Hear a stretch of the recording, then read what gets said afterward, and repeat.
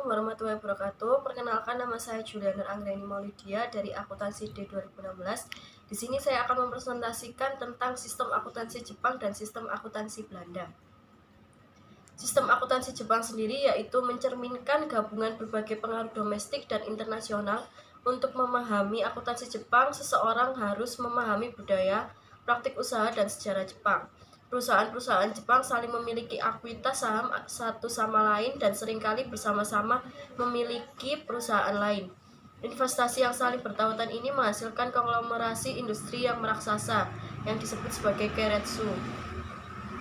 Untuk regulasi dan pelaksanaan akuntansi Jepang, pemerintahan nasional memiliki pengaruh yang signifikan terhadap akuntansi Jepang. Regulasi akuntansi berdasarkan pada 3 badan hukum, yaitu Undang-Undang Perusahaan, Undang-Undang Pertukaran dan Sekuritas, dan Undang-Undang Pajak Penghasilan Perusahaan. Ketiga badan hukum tersebut saling bersambungan dan berinteraksi satu sama lain. Praktisi terkemuka Jepang menggambarkan situasi tersebut sebagai sistem legal triangular.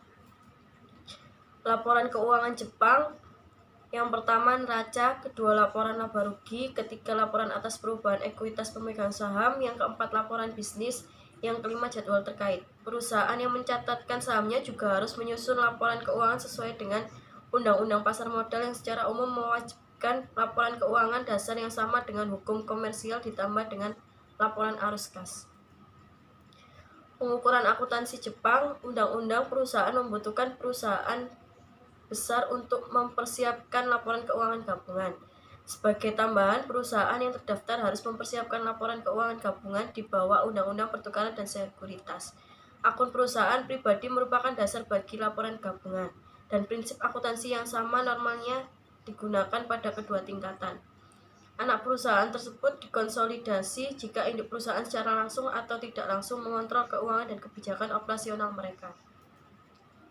Yang kedua yaitu sistem akuntansi Belanda.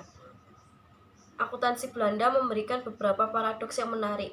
Belanda memiliki undang-undang akuntansi dan persyaratan laporan keuangan yang cukup bebas, tapi standar praktik profesional yang sangat tinggi. Belanda merupakan sebuah negara hukum, namun akuntansinya diorientasikan ke arah kewajaran penyajian. Laporan keuangan dan akuntansi pajak merupakan dua aktivitas yang terpisah. Regulasi dan pelaksanaan akuntansi Belanda. Regulasi akuntansi di Belanda tetap bersifat liberal hingga muncul Acts on Annual Financial Statement pada tahun 1970. Undang-Undang tahun 1970 memperkenalkan audit berdasarkan perintah. Undang-undang tersebut juga menyusun pembentukan Tripartite Accounting Study Group yang digantikan pada tahun 1981 dan berubah nama menjadi Dutch Accounting Standard Board (DASB).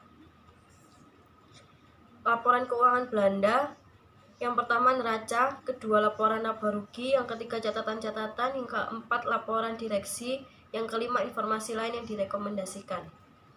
Pengukuran akuntansi Belanda, metode yang digunakan adalah metode pembelian. Goodwill merupakan perbedaan antara biaya akuisisi dengan nilai wajar aktiva dan kewajiban yang dibeli. Fleksibilitas Belanda dalam pengukuran akuntansi dapat terlihat dengan diperbolehkannya penggunaan nilai kini untuk aktiva berwujud seperti persediaan dan aktiva yang disusutkan.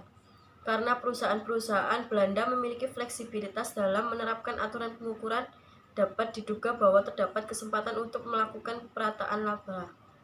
Pos-pos tertentu dapat mengabaikan laporan laba rugi dan langsung disesuaikan dengan cadangan dalam ekuitas pemegang saham.